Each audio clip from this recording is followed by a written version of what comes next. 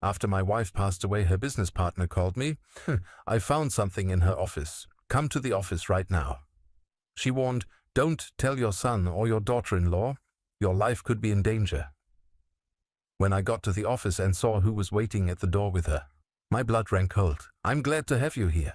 Follow my story until the end and comment the city you're watching from, so I can see how far my story has reached. The funeral home smell still clung to my clothes 3 days later. That mixture of flowers and formaldehyde that somehow makes death feel more real than it should. I was sitting in Lisa's favorite chair, the blue velvet one she'd bought at an estate sale 15 years ago, holding a cup of coffee that had gone cold hours before. The house felt wrong without her. 65 years old, and I'd never lived alone. We'd been married for 42 years, and even during her final illness, she'd filled every corner of this place with her presence. Now the silence was so thick I could barely breathe through it. Leonard had been by earlier, of course. My son always showed up when he needed something, and grief had a way of making his needs feel more urgent. He'd sat across from me with that concerned expression he wore whenever he wanted money, talking about getting Dad settled and making sure everything's in order. You can't just sit here forever, he'd said, glancing around the living room like he was appraising it.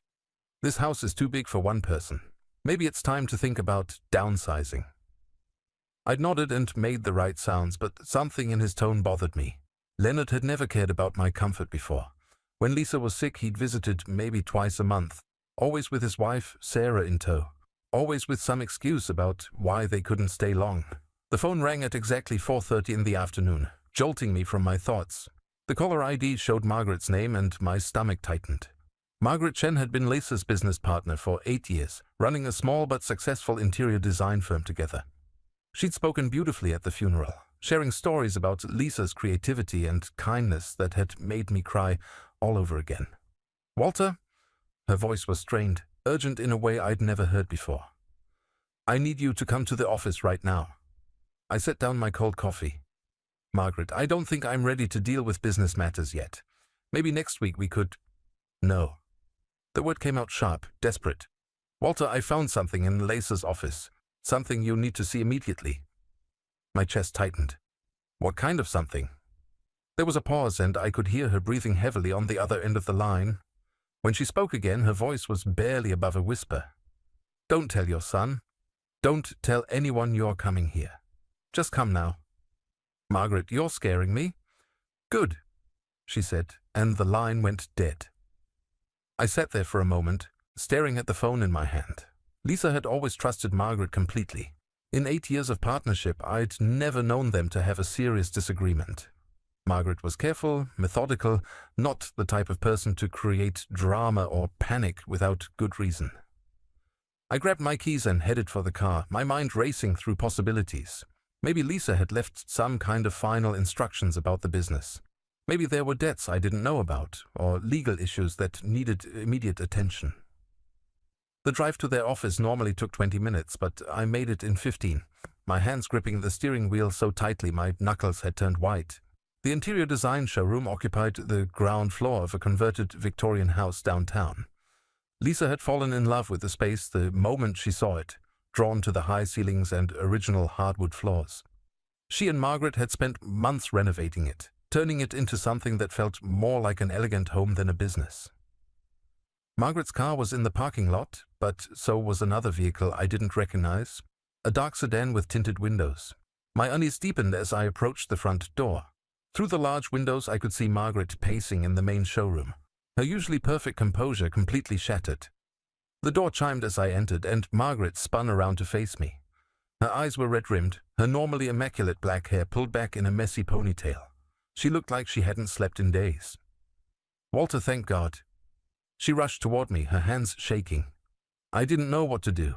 I've been going through Lisa's files, trying to get everything organized for the accountant, and I found… She stopped, pressing her lips together. Found what? Margaret glanced toward the back office, then back at me. There's someone here who needs to talk to you. Someone Lisa hired without telling either of us. Before I could ask what she meant, a man emerged from the hallway that led to Lisa's private office. He was maybe 50, wearing a rumpled gray suit and carrying a manila folder thick with papers. Everything about him screamed private investigator, from his worn leather briefcase to the way his eyes immediately catalogued every detail of my appearance. "Mr. Thompson," he said, extending a calloused hand, "I'm Detective Ray Morrison, retired. Your wife hired me 6 weeks before she died." The words hit me like a physical blow. 6 weeks before Lisa died, she'd been in the hospital, weak and confused from the medications. The idea that she'd been lucid enough to hire a private investigator seemed impossible. "I don't understand," I said, my voice coming out rougher than I intended. "Lisa never mentioned hiring anyone." Morrison's expression was grim. "She was very specific about that. Said she needed to keep this investigation completely confidential until after her death. She was afraid of what might happen if certain people found out she was looking into things." Margaret wrapped her arms around herself, looking smaller than I'd ever seen her. "Walter, she was investigating Leonard." The room seemed to tilt sideways. "What?" Morrison opened his folder and pulled out a photograph. It showed Leonard coming out of a casino, but that wasn't what made my blood run cold. It was the expression on his face, wild, desperate, the look of a man who'd lost everything and was about to lose more. "Your wife suspected your son was stealing from the business," Morrison said quietly. "She hired me to confirm it." I sank into one of the display chairs, my legs suddenly unable to support me. "That's impossible. Leonard has his own income. He and Sarah are doing well." Margaret and Morrison exchanged a look that made my stomach churn. "Mr. Thompson," Morrison said, sitting down across from me, "your son has been systematically embezzling money from your wife's business for over 2 years. Small amounts at first, but it escalated quickly once he realized no one was watching." He handed me a stack of bank statements with entries highlighted in yellow. The numbers swam in front of my eyes, but the pattern was clear. Regular withdrawals, always just under the threshold that would trigger automatic alerts, always with Leonard's authorization codes. "Lisa gave him access to the business accounts?" I asked weakly. "She trusted him," Margaret said, her voice breaking. "She wanted to help when he said he was having some temporary cash flow problems. She never imagined—" Morrison pulled out another document. "The total amount stolen over 24 months is approximately $87,000. The number hit me like a punch to the chest. $87,000, Lisa's life savings, the money she'd planned to leave me, the security we'd built over 4 decades of marriage. "But that's not the worst part," Morrison continued, his voice careful and measured. "Mr. Thompson, I need you to understand that your wife didn't just die from her illness." The world stopped. I could hear my heartbeat in my ears, could feel Margaret's hand on my shoulder, but nothing else seemed real. "What are you saying?" Morrison leaned forward, his eyes never leaving mine. "Your wife discovered the theft 3 weeks before she died. She confronted your son about it, threatened to go to the police unless he returned every penny. And 2 days later she was dead." The silence that followed felt like falling into a deep, dark hole. Margaret was crying quietly beside me, but I couldn't move, couldn't breathe, couldn't process what I'd just heard. "You think Leonard—" I couldn't finish the sentence. Morrison nodded grimly. "I think your wife was murdered, Mr. Thompson. And I think your son killed her to keep her quiet about the money." The room spun around me as 24 years of raising Leonard flashed through my mind. Every birthday party, every graduation, every time I'd been proud to call him my son.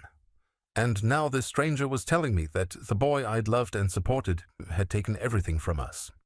But deep down, in a place I didn't want to acknowledge, I realized I wasn't entirely surprised. I couldn't sleep that night. Morrison's words echoed in my head like a broken record. "I think your son killed her." Every time I closed my eyes, I saw Leonard's face, but not the way it looked now. I saw him at 8 years old, crying because he'd broken Lisa's favorite vase. I saw him at 16, awkward and nervous before his first date. I saw him at 25, walking down the aisle at his wedding while Lisa dabbed tears from her eyes. How do you reconcile those memories with the possibility that the person you raised, the child you loved unconditionally, might be capable of murder? Morrison had given me his card and told me to call him in the morning.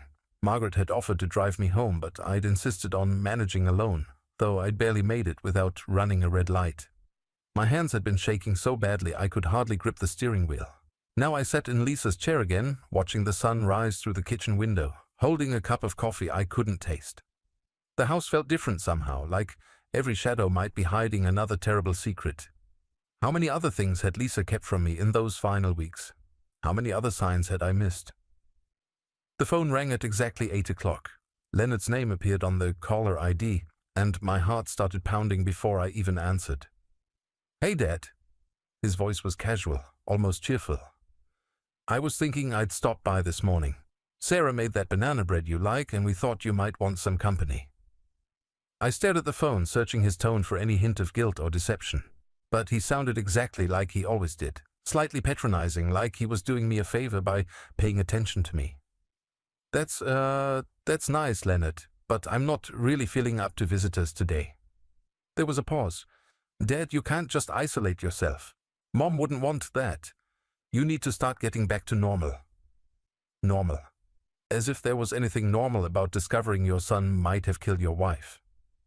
"Maybe tomorrow," I said, my voice coming out weaker than I intended. "No, Dad, I'm coming over. We need to talk about some practical things anyway. About the house, about Mom's business, about getting your affairs in order." The line went dead before I could protest. I sat there for a moment, panic rising in my chest. Leonard was coming here, to this house, and I had no idea how to look at him without seeing Morrison's photographs, without hearing his accusations. I called Morrison's number with trembling fingers. "Mr. Thompson." His voice was immediately alert. "How are you holding up?" "Leonard's coming over. I don't think I can face him alone, not after what you told me yesterday." There was a pause. "I understand. Would you like me to be there?" "Yes, please, but Leonard can't know you are involved. He can't know that I know anything." "I'll park around the corner and come in through your back door. Just act normal. Let him say what he's going to say. Sometimes the guilty ones reveal more than they realize when they think they're safe." 30 minutes later, Morrison was sitting at my kitchen table, a small recording device hidden in his jacket pocket. We'd agreed he would stay out of sight unless Leonard said something incriminating. Through the living room window, I watched my son pull into the driveway in his expensive BMW, a car I'd never understood how he could afford on his salary. Leonard knocked twice before using his key to let himself in. "Dad, where are you?" "In the living room," I called out, my voice barely steady. He appeared in the doorway carrying a foil-wrapped loaf and wearing that concerned expression I'd grown to hate. But now, looking at him with Morrison's accusations fresh in my mind, I noticed things I'd never seen before. The way his eyes immediately scanned the room, cataloging everything valuable. The way he checked his expensive watch, a watch that probably cost more than most people made in a month. The way his smile never quite reached his eyes. "You look terrible, Dad. Have you been sleeping?" I shrugged. "It's hard without your mother." Leonard set the banana bread on the coffee table and sat down across from me, leaning forward with exaggerated concern. "That's exactly what Sarah and I wanted to talk to you about. You can't just waste away in this big house, surrounded by memories. It's not healthy." "I'm managing fine." "No, you're not." His tone shifted slightly, becoming more assertive. "Look around, Dad. This place is falling apart. The gutters need cleaning. The yard looks like hell, and you're clearly not taking care of yourself. Mom's been gone less than a week, and you're already letting everything go." I felt anger flare in my chest. "Your mother died, Leonard. I'm grieving. And that's normal, but practical things still need to be handled." He pulled out a manila folder I hadn't noticed him carrying. "I've been doing some research, and I think we need to make some decisions about your future." The folder was full of brochures for senior living communities, expensive ones, judging by the glossy photographs of smiling elderly people playing cards and gardening. "I'm not moving to a nursing home," I said firmly. "It's not a nursing home, Dad. These are active adult communities. You'd have your own apartment, but with support services when you need them. And the best part is, you wouldn't have to worry about maintaining this house anymore." I stared at the brochures, understanding flooding through me like ice water. "You want me to sell the house. I want you to be practical. This house is worth at least $400,000, probably more. That money could pay for a really nice place at one of these communities with enough left over to ensure you're comfortable for the rest of your life. $400,000. I thought about the 87,000 Leonard had already stolen from Lisa's business. Was the house his next target? And what about Lisa's business? I asked carefully. Margaret and I haven't had a chance to discuss what happens next. Leonard's expression tightened almost imperceptibly. Well, that's another thing we need to address. Mom's business was really more of a hobby than a serious enterprise. Margaret's a nice woman, but she doesn't have the business experience to keep things running. I think the smartest thing would be to liquidate everything and add that money to your retirement fund. Liquidate. Such a clinical word for destroying everything Lisa had built, everything she'd been proud of. Margaret seems to think the business is doing well, I said. Margaret doesn't want to lose her job. Of course she's going to tell you everything's fine. Leonard leaned back, his tone becoming more patronizing. Dad, I know this is all overwhelming. That's why Sarah and I want to help you make these decisions. We've been talking to a financial advisor who specializes in elder care planning. Elder care planning. As if I were some incompetent old man who couldn't manage his own affairs. What if I don't want to sell the house? I asked. Leonard's mask slipped for just a moment, and I saw something cold flash in his eyes. Dad, be reasonable. You're 65 years old, you're living alone for the first time in your life, and you're clearly not coping well. Sarah and I just want what's best for you. And if I refuse? The silence stretched between us, heavy with unspoken threats. Finally, Leonard sighed dramatically. Then we'll have to consider other options. Sarah's been researching guardianship procedures, just in case you become unable to make sound decisions for yourself. The words hit me like a physical blow. Guardianship. They were threatening to have me declared incompetent if I didn't cooperate with their plans. You would do that to me? We would do that for you, Dad. Sometimes families have to make hard choices to protect the people they love. I thought about Lisa lying in her hospital bed, weak and trusting, giving Leonard access to her business accounts. I thought about Morrison's photographs of Leonard at the casino, desperate and wild-eyed. I thought about the $87,000 that was supposed to be my security, my future. I need some time to think about this, I said finally. Leonard stood up, smoothing down his expensive suit jacket. Of course, but don't take too long. The longer you wait, the harder these transitions become.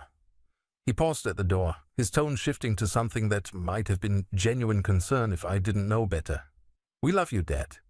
We just want to take care of you the way you took care of us. After he left, I sat in the silence for a long time before Morrison emerged from the kitchen. His expression was grim. Did you get all that? I asked. He nodded, patting his jacket pocket. Every word. Mr. Thompson, your son just threatened you with guardianship proceedings if you don't sign over your assets.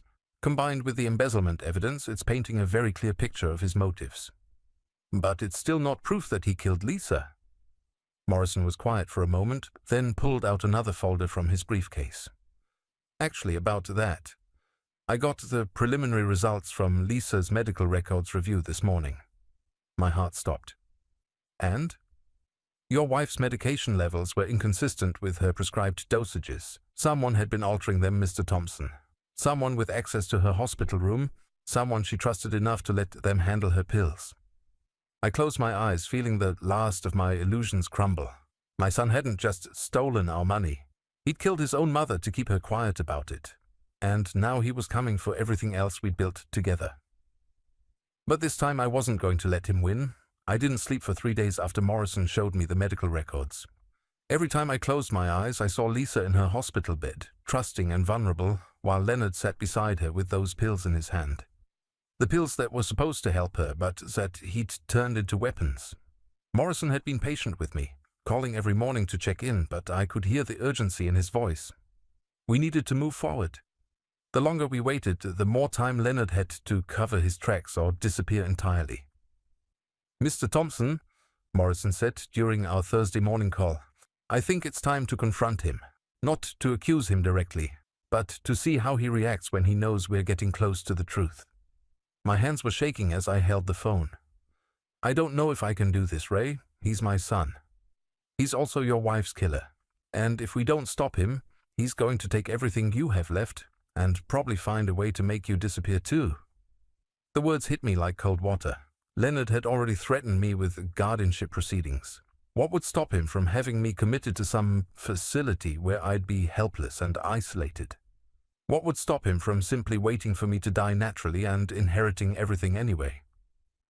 What do you want me to do? Invite him over for dinner. Tell him you've been thinking about his suggestions and you want to discuss the house sale. I'll be listening from the kitchen, recording everything. When the time is right, we'll spring our evidence on him. I scheduled the dinner for Saturday night. Leonard seemed pleased when I called, probably thinking he'd finally broken down my resistance. That's great, Dad. Sarah will be so relieved that you are being reasonable about this. Will Sarah be coming too? Of course. We're in this together, as a family. Family. The word made my stomach turn. Saturday arrived grey and cold, with the kind of October wind that strips the last leaves from the trees. I spent the day cooking Lisa's famous pot roast, the one Leonard had always loved as a child. It felt strange preparing her recipe without her guidance, but I needed everything to seem normal. Morrison arrived at 5 o'clock, carrying a briefcase full of evidence and that same small recording device. We went over the plan one more time. I would let Leonard talk, let him reveal his plans for my future, and then we'd present him with the proof of his crimes. Remember, Morrison said, don't let him leave without hearing everything we have to say. Men like this, when they're cornered, they either break down and confess or they run. Either way, we need to see his reaction. Leonard and Sarah arrived precisely at 6:30, looking like the perfect suburban couple they pretended to be. Sarah carried a bottle of expensive wine and one of her forced smiles. Leonard wore a navy blazer and khakis, the uniform of a man trying to look respectable. "Dad, you look better," Sarah said, kissing my cheek with lips that felt cold against my skin. "I'm so glad you decided to be practical about your situation." We sat down to dinner, and for the first 20 minutes everything seemed normal. Leonard complimented the pot roast, Sarah talked about their latest vacation plans, and I made appropriate responses while my heart hammered against my ribs. Then Leonard cleared his throat and pulled out a folder. "Dad, Sarah and I have been doing more research, and we've found the perfect place for you." He spread out brochures for Sunset Manor, an upscale assisted living facility about 30 miles away. The photographs showed elderly residents smiling as they participated in arts and crafts activities and gardening clubs.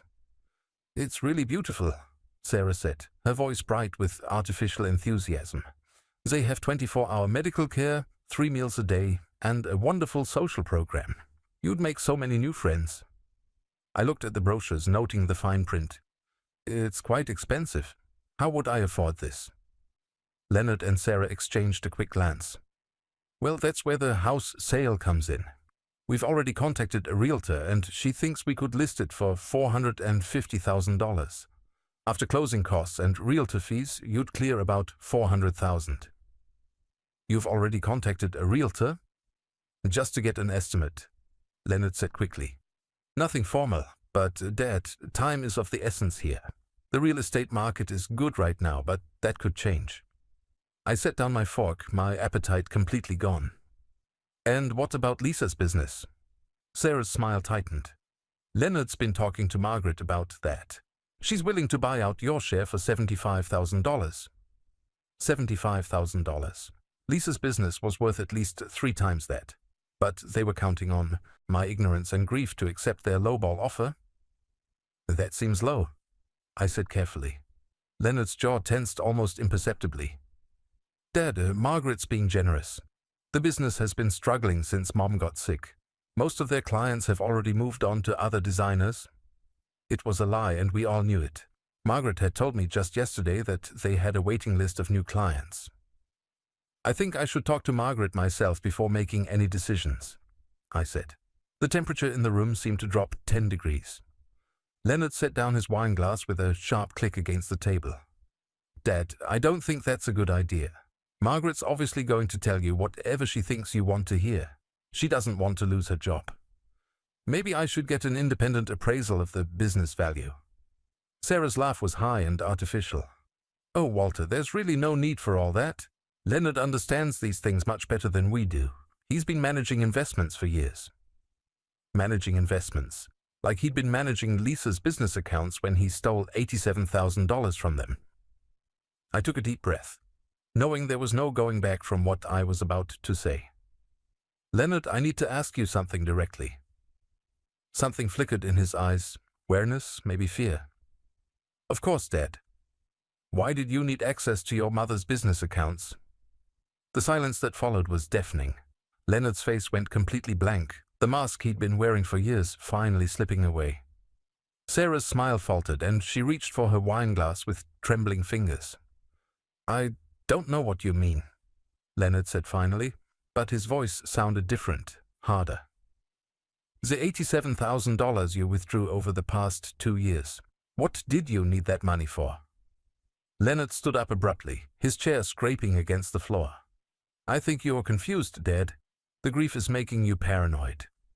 I'm not confused. I have bank statements. Sarah jumped up too, her face pale. Leonard, maybe we should go. Your father is obviously not thinking clearly. But Leonard wasn't moving toward the door. Instead, he stepped closer to me, his expression shifting into something I'd never seen before, something cold and calculating. Dad, you need to be very careful about making accusations you can't prove. Actually, I said, my voice steadier than I felt, I can prove it. That's when Morrison stepped out of the kitchen, his badge visible on his belt, the recording device in his hand. Leonard Thompson, I'm Detective Ray Morrison, retired. Your father is telling the truth. We have evidence of your embezzlement from your mother's business. Leonard's face went white, then red, then white again. Sarah let out a small whimper and sank back into her chair. This is entrapment, Leonard said, but his voice was shaking now. You can't record people without their consent. Actually, in this state, I can, Morrison replied calmly. Your father gave me permission to record this conversation, and we have much more than just the financial records. Morrison opened his briefcase and spread out the casino photographs, the altered medical records, the timeline showing Leonard's visits to Lisa's hospital room. We know you killed your mother, Leonard. We know you altered her medications to cause the complications that led to her death. We know you did it to stop her from exposing your theft. Leonard stared at the evidence spread across the dining room table, his breathing becoming rapid and shallow. For a moment I thought he might collapse. Then something in his expression hardened, and when he looked at me, I saw pure hatred. You have no idea what you've done, he said, his voice low and venomous. Mom was going to ruin everything. She was going to destroy our family over money that should have been mine anyway. Sarah gasped, her hand flying to her mouth. Leonard, stop talking. But Leonard was beyond stopping. Years of resentment and entitlement came pouring out. Do you know how much I've sacrificed for this family? How many opportunities I've passed up because you and Mom never had enough money for the things that mattered? I worked so hard to build something for myself, for my wife, and Mom was going to take it all away over some business account. So you killed her, I said, the words feeling surreal as they left my mouth. Leonard's laugh was bitter and broken. I didn't kill her. I just stopped enabling her. Those pills were making her weak and confused anyway. I was doing her a favor. Morrison stepped forward. Leonard Thompson, you're under arrest for the murder of Lisa Thompson and the embezzlement of $87,000 from Thompson Chen Interior Design. As Morrison read him his rights, Leonard looked at me one last time. I hope you're happy, Dad. I hope destroying your only son was worth it. I watched my son being handcuffed in the dining room where we'd shared countless family dinners, and all I could think was that I'd already lost my only son. The boy I'd raised and loved had disappeared somewhere along the way, replaced by this stranger who could kill his own mother for money. Sarah was crying hysterically, begging Leonard to tell her this was all a mistake, that he hadn't really done these things, but I could see in her eyes that she already knew the truth. As the police car pulled away with Leonard in the back seat, I stood alone in my driveway, feeling empty and exhausted. The October wind cut through my jacket, and I realized I was shivering. Morrison put a gentle hand on my shoulder. You did the right thing, Walter. I nodded, though it didn't feel right. It felt like the end of everything I'd believed about my family, about my life, about the man I'd tried to raise my son to become. But as I looked back at the house Lisa and I had built together, I knew she would have been proud of me for finally standing up to the person who had taken everything from us. The house felt like a mausoleum after the police took Leonard away. I sat in Lisa's chair, staring at the dining room where everything had unraveled just hours before. The dinner plates were still on the table. Leonard's wine glass still held the last sip he'd taken before Morrison revealed the truth. Everything looked normal, but nothing would ever be normal again. I just poured myself a whiskey, the first drink I'd had since Lisa's funeral, when the doorbell rang. Through the peephole, I could see Sarah standing on my front porch, her mascara streaked down her cheeks, her perfect blonde hair disheveled. She was alone. I almost didn't answer. I was exhausted, emotionally drained, and I had nothing left to say to her. But something in her posture, the way she was hugging herself against the cold, made me open the door. "Walter, please," she said, her voice barely above a whisper. "I need to talk to you." I stepped aside and let her in, though every instinct told me this was a mistake. Sarah had always been Leonard's ally, his co-conspirator in every scheme to extract money or favors from Lisa and me. Whatever she wanted now, it wouldn't be good. She followed me into the living room and perched on the edge of the couch, her hands twisted together in her lap.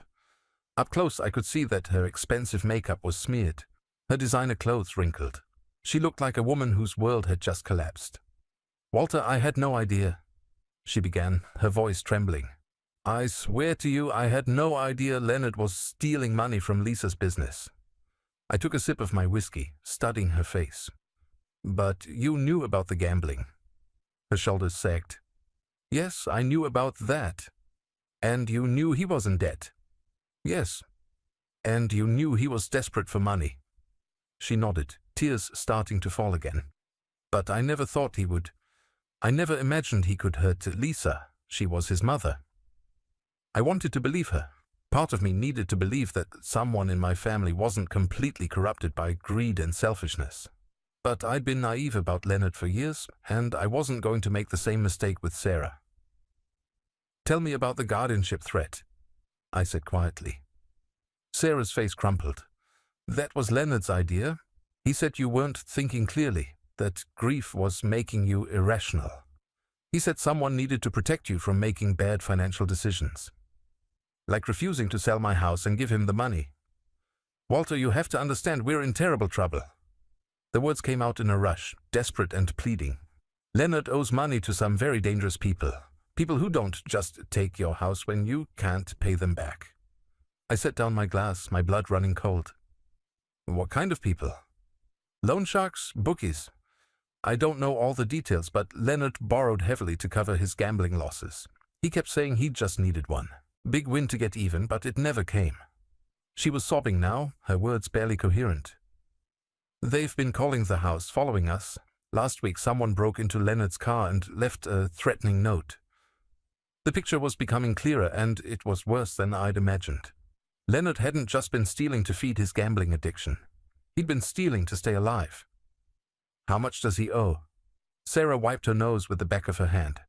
"Over $200,000. $200,000. The number hit me like a physical blow. Even if Leonard had successfully stolen everything from Lisa's business and forced me to sell the house, it wouldn't have been enough to cover his debts." "Sarah, why are you telling me this now?" She looked up at me with red-rimmed eyes.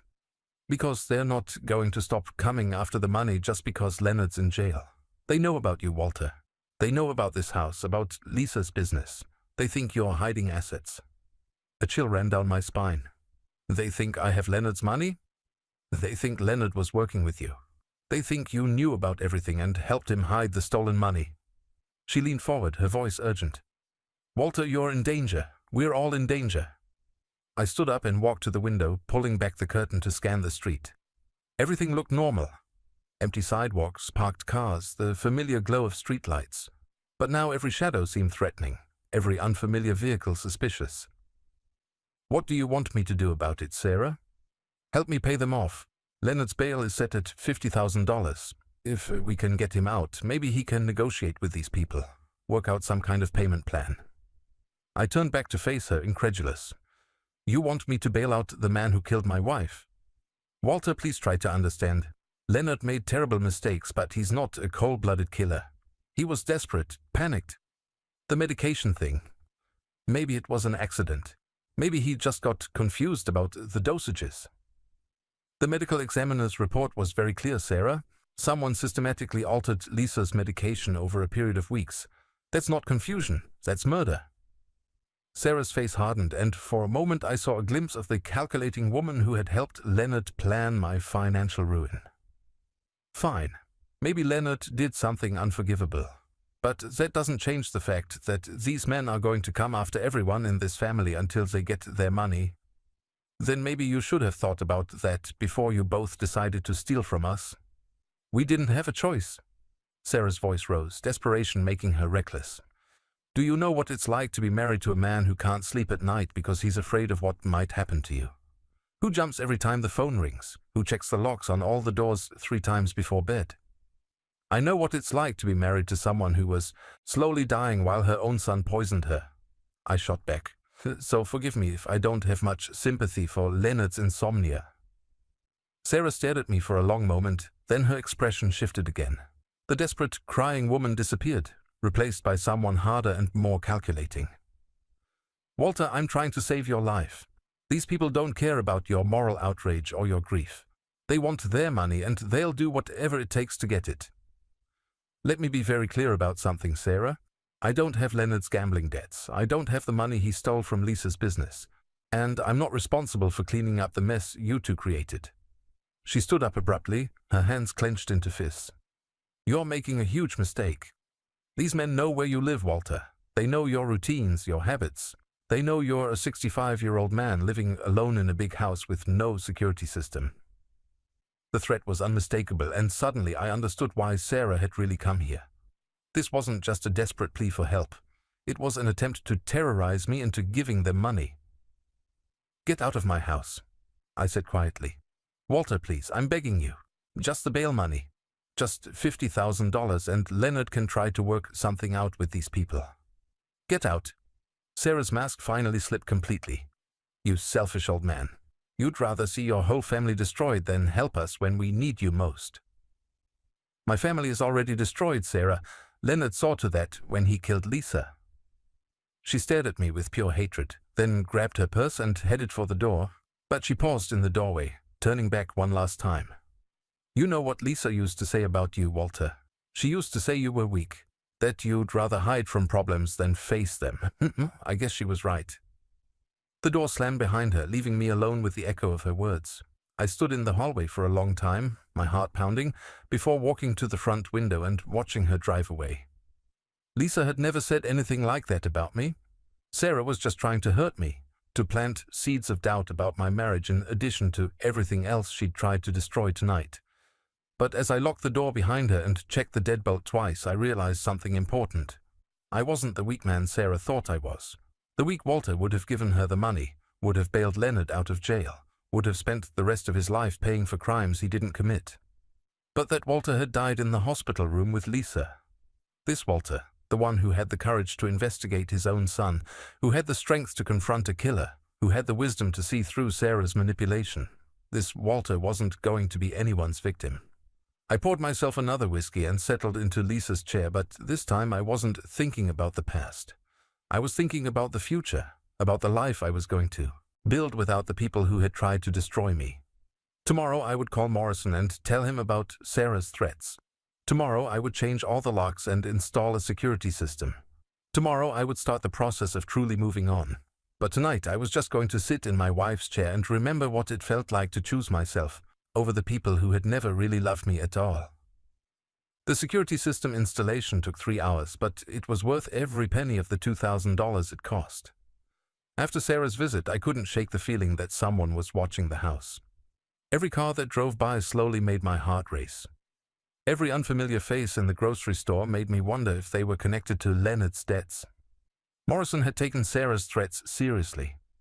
These kinds of criminals don't usually go after family members, he'd told me over the phone, but $200,000 is enough to make some people desperate. Better safe than sorry. He'd also given me an update on Leonard's case. The district attorney was confident they could make the murder charges stick, especially with Leonard's recorded confession from dinner. The embezzlement charges were ironclad. My son was looking at 25 years to life. I should have felt satisfaction or at least some sense of closure. Instead, I just felt empty. Leonard was in jail, Sarah was out of my life, and I was alone in a house that felt too big and too quiet. The security cameras gave me peace of mind, but they couldn't fill the silence where Lisa's laughter used to be. It was Margaret who suggested I come back to the office. "You don't have to work," she'd said during one of our weekly phone calls. "But maybe it would help to be around Lisa's things, to feel connected to the business you both built." So, on a grey Thursday morning in November, I drove to the interior design showroom for the first time since Morrison had revealed Leonard's crimes. Margaret was waiting for me with coffee and one of her gentle smiles. "I've been keeping Lisa's office exactly as she left it," she said, leading me down the familiar hallway. "I thought maybe you'd want to go through her personal things when you were ready." Lisa's office was a reflection of her personality, organized but warm, professional but personal. Her drafting table still held sketches for a project she'd never finished. Her bulletin board was covered with photographs of completed rooms, thank you notes from clients, and a picture of Leonard and Sarah from their wedding day. I stared at that wedding photo for a long time. Lisa had been so proud that day, so happy to see Leonard settled and successful. She'd spent hours helping Sarah plan the reception, insisting on paying for the flowers herself because she wanted everything to be perfect for her son. "How did we miss it?" I asked Margaret, who was quietly sorting through files at Lisa's desk. "How did we not see what he really was?" Margaret looked up, her expression sad but understanding. "Because we loved him. Because we wanted to believe the best of him. Because parents aren't supposed to suspect their children of being capable of evil." I picked up a small ceramic paperweight Lisa had bought during our anniversary trip to Italy 10 years earlier. It was painted with tiny flowers, delicate and beautiful. I could still remember her haggling with the vendor in broken Italian, determined to bring home something special. "There's something else you should know," Margaret said quietly. "Something I found in Lisa's files that I haven't told anyone yet." My heart started pounding. "What is it?" Margaret pulled out a thick manila envelope from the bottom drawer of Lisa's desk. "Letters. Lisa wrote them but never sent them. I think she was documenting everything, building a case against Leonard in case something happened to her." I opened the envelope with trembling hands. Inside were dozens of handwritten pages in Lisa's familiar script. Letters addressed to me, to the police, to Margaret.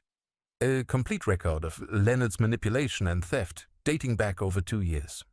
The first letter was dated 6 months before Lisa died.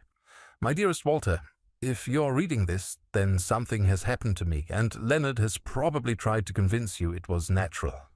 It wasn't. I've discovered that our son has been stealing from the business, and when I confronted him about it, he became angry in a way that frightened me. He told me that I was getting old and confused, that I was making mistakes with the books, but I know what I saw. I know what he did." I had to stop reading for a moment, my vision blurring with tears. Lisa had known. She'd known Leonard was dangerous, and she'd tried to protect me by documenting everything. The second letter was dated just 3 weeks before she died. "Walter, I showed Leonard the bank statements today. I told him I knew he'd been stealing and that he needed to return the money immediately or I would go to the police. He laughed at me. He actually laughed and said that nobody would believe a sick old woman over her successful son. He said that by the time I could prove anything, I'd be too dead or too crazy to matter. I'm scared, Walter. I'm scared of what our son has become." Margaret was crying softly as I read, her hands pressed to her mouth. There are more. She documented every conversation, every threat, every time he visited her in the hospital. I flipped through page after page of Lisa's careful handwriting. She'd recorded how Leonard had insisted on managing her medications, how he'd dismissed her concerns about feeling worse instead of better, how he'd slowly isolated her from friends and family by claiming she was too sick for visitors. The final letter was dated just 2 days before she died. "Walter, if you're reading this, then Leonard has killed me. I know how that sounds, but I'm not delirious from the medication. I'm dying because Leonard has been altering my pills. He thinks I don't notice, but I've been pretending to take them and hiding them instead. When I tested them myself using Margaret's brother's chemistry set, I found compounds that weren't supposed to be there. Our son is poisoning me, Walter. Our son is a murderer. Don't let him get away with it. Don't let him hurt you too. I love you with all my heart. Take care of yourself and remember that I'm finally free from pain." Lisa. I set the letter down with shaking hands. Lisa had known she was dying.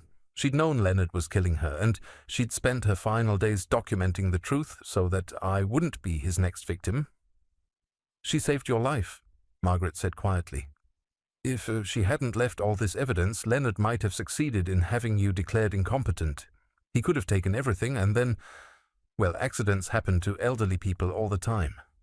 I thought about Leonard's threats, his talk of guardianship proceedings, his insistence that I sell the house and move to an assisted living facility where I'd be isolated and vulnerable. Had that been his plan all along? Kill Lisa, steal everything I had, and then arrange for me to have some kind of accident so he could inherit whatever was left? There's one more thing, Margaret said, pulling out a small velvet box. Lisa asked me to give this to you if anything happened to her. Inside the box was Lisa's wedding ring, the simple gold band I'd placed on her finger 42 years ago. But there was something else too, a small key I didn't recognize. It's for a safety deposit box, Margaret explained. Lisa opened it 6 months ago. She said it was for important documents that needed to be kept safe from Leonard. The safety deposit box was at the bank where Lisa and I had done business for 20 years. The manager, Mrs. Chen, remembered Lisa well and offered her condolences before leading me to the vault. Inside the box was another manila envelope, this one containing copies of all the evidence Lisa had gathered, along with a note in her handwriting. Walter, I've also left $10,000 in cash in this box, money that Leonard doesn't know about. Use it to protect yourself. Use it to make sure he pays for what he's done. Don't mourn for me too long, my darling. Live the life we always planned to have together, just without the people who tried to destroy us. All my love, Lisa. I sat in the bank parking lot for a long time after that, holding Lisa's ring and thinking about the woman I'd been married to for 4 decades. She'd been braver than I'd ever given her credit for. She'd seen the truth about Leonard long before I had, and she'd risked everything to make sure I'd survive his betrayal. The $10,000 felt like a gift from beyond the grave, not just the money itself, but what it represented. Lisa's final act of love, her last attempt to take care of me even after she was gone. But more than that, it was validation. Proof that I wasn't the weak, confused old man Leonard and Sarah had tried to convince me I was. Lisa had trusted me with the truth because she knew I was strong enough to handle it, wise enough to use it, brave enough to seek justice for both of us. I drove home that evening with Lisa's ring on my finger and her letters on the passenger seat. Tomorrow I would give everything to Morrison and the district attorney. Leonard's defense lawyer would try to claim that Lisa had been hallucinating, that the medications had made her paranoid and delusional.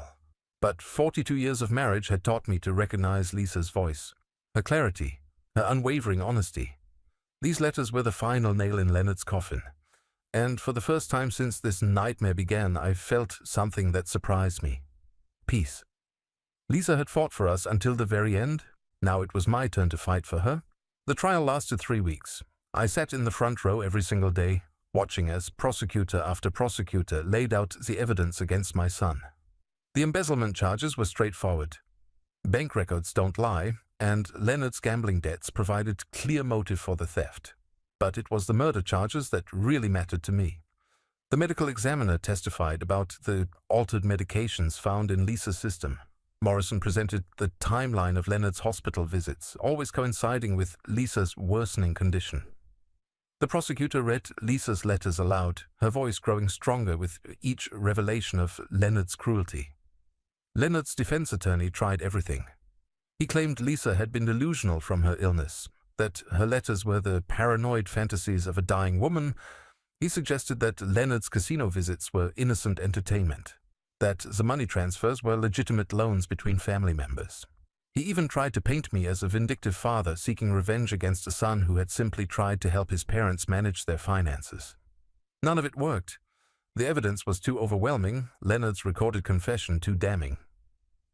When the jury returned after only 4 hours of deliberation, I knew what their verdict would be before the foreman even spoke. Guilty on all charges. Leonard's sentencing hearing was scheduled for 2 weeks later. I debated whether to attend, whether I wanted to hear the judge pronounce the words that would send my son to prison for the rest of his life. In the end, I decided I owed it to Lisa to be there. Leonard looked smaller somehow, sitting at the defendant's table in his orange jumpsuit. The confident, manipulative man who had tried to steal my life had been replaced by someone broken and defeated. When the judge asked if he wanted to make a statement before sentencing, Leonard stood up slowly. "Your Honor, I want to say that I'm sorry for the pain I've caused my family." His voice was barely above a whisper. "I never intended for things to go as far as they did. I made terrible mistakes, and I accept full responsibility for my actions." It wasn't really an apology. It was the same deflection and minimization Leonard had been using his entire life. He was sorry for the pain he'd caused, not for the crimes he'd committed. He'd made mistakes, as if killing his mother had been an accident instead of a calculated decision. But I didn't need his apology anyway. Lisa's letters had given me something more valuable than Leonard's remorse. They'd given me the truth. The judge sentenced Leonard to life in prison without the possibility of parole for the murder charge, plus an additional 15 years for the embezzlement. As the bailiff led him away, Leonard looked back at me one last time. I met his gaze steadily, without anger or hatred, and watched as he disappeared through the courtroom door. Sarah was waiting for me in the hallway outside. She testified for the prosecution, admitting her knowledge of Leonard's gambling debts and her participation in the scheme to force me to sell the house. In exchange for her cooperation, she'd received probation and community service. "Walter," she said as I walked past her toward the elevator, "I really am sorry for everything." I paused, studying her face. She looked genuinely remorseful, tired and aged by the stress of the trial, but I'd learned not to trust appearances when it came to my family. "I know you are, Sarah, but sorry doesn't bring Lisa back. I never knew what Leonard was really doing to her. You have to believe that." I pressed the button for the elevator. "It doesn't matter what I believe anymore. It's over." The elevator doors opened and I stepped inside. Sarah called my name once more, but I didn't turn around. Some bridges once burned can never be rebuilt. 6 months later, I was sitting in Lisa's chair again, but this time I wasn't alone. Margaret had stopped by after work, bringing Chinese takeout and updates on the business.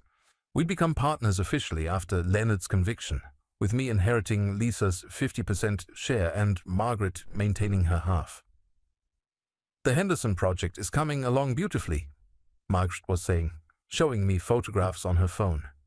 "Mrs. Henderson specifically requested that we use some of Lisa's design elements from the Murphy house. She said she wanted something that would honor Lisa's memory." I smiled, looking at the pictures. Lisa would have loved knowing that her work was inspiring other projects, that her creativity was living on through Margaret's hands. "And I have some other news," Margaret continued, her tone shifting to something more serious. "I got a call from a reporter today. Apparently, Leonard's case is being featured in some kind of true crime documentary. They want to interview you." I set down my lo mein, my appetite suddenly gone. "Absolutely not. That's what I told them. But Walter, they're going to tell the story with or without your input. Might not hurt to make sure they get the facts right." I thought about it for a moment. Leonard's crimes had attracted media attention during the trial, but I'd managed to avoid most of the reporters. The idea of rehashing everything for television felt like opening old wounds. "Lisa wouldn't have wanted that kind of attention," I said finally. "She was a private person. She'd hate the idea of strangers picking apart our family's tragedy for entertainment." Margaret nodded. "I thought you'd say that. I'll tell them you're not interested." We finished dinner and Margaret helped me clean up, the companionable silence between us feeling more natural than any conversation I'd had with Leonard or Sarah in years. As she was getting ready to leave, Margaret paused at the front door. "Walter, I hope you know how proud Lisa would be of you. The way you fought for the truth, the way you didn't let Leonard destroy everything she built. She always said you were stronger than you gave yourself credit for." After Margaret left, I walked through the house Lisa and I had shared for so many years. The security system she'd never needed was still active, the cameras still recording everyone who came and went. But the house no longer felt like a fortress under siege. It felt like home again. I stopped in front of the mantelpiece, where I'd placed a new photograph next to our wedding picture. It was one of Lisa in her office, taken just a few months before she got sick. She was holding fabric samples, her face lit up with the joy she always felt when working on a new design.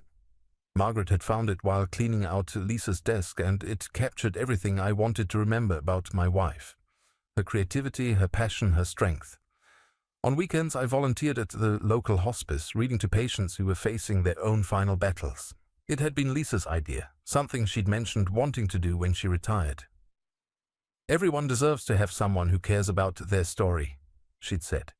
"Everyone deserves to be heard." The work was difficult sometimes, sitting with people who were dying, watching families struggle with grief and fear. But it was also meaningful in a way I'd never experienced before. These patients didn't want my money or my house or my business connections. They just wanted someone to listen, to treat them with dignity during their most vulnerable moments. One afternoon, an elderly woman named Rose grabbed my hand as I finished reading to her from a mystery novel. "You're a good man," she said, her voice barely audible. "Your wife was lucky to have you." "Actually," I said, squeezing her hand gently, "I was the lucky one." Driving home that evening, I realized that Rose was wrong about one thing. I wasn't the same good man Lisa had married 42 years earlier. That man had been naive, trusting, willing to overlook warning signs because he wanted to believe the best of people. That man had let his son slowly poison his wife while he remained obliviously grateful for Leonard's help with her care. The man I'd become was harder, more careful, less willing to extend blind trust. But he was also braver, more honest, more committed to protecting the people and things that truly mattered. He was the man Lisa had seen in me all along, the man she trusted with her final letters and her dying wishes. 2 years after Leonard's conviction, I still lived in the house we'd bought as newlyweds. I still slept on my side of the bed, still set 2 coffee cups on the counter each morning out of habit. But the silence no longer felt oppressive. Sometimes, usually late at night when the house was completely quiet, I could almost hear Lisa's voice reminding me that some kinds of love don't end with death. Leonard wrote to me occasionally from prison, letters that I never opened. Sarah had moved across the country, started over somewhere far from the scene of her failures. I wished them both well in an abstract way, but I no longer felt responsible for their happiness or their redemption. My responsibility now was simpler and more important: to live the life Lisa and I had planned together, to honor her memory by becoming the man she'd always believed I could be, and to make sure that the truth she'd died protecting would never be forgotten. On quiet Sunday mornings, I still sat in her blue velvet chair, drinking coffee that was no longer bitter, reading books she'd recommended, planning projects for the business we'd built together. The house was peaceful now, filled with good memories instead of terrible secrets. And sometimes, when the light hit the windows just right, I could almost convince myself that Lisa was still there with me. Proud of the strength I'd finally found, grateful for the justice I'd finally secured, and happy that I'd chosen love over fear, truth over comfort, dignity over family loyalty. It had taken me 67 years to learn that sometimes the most loving thing you can do is let go of the people who are determined to destroy you. But now that I understood that lesson, I was finally free to build the life I'd always wanted. A life worthy of the woman who'd loved me enough to save me, even after death.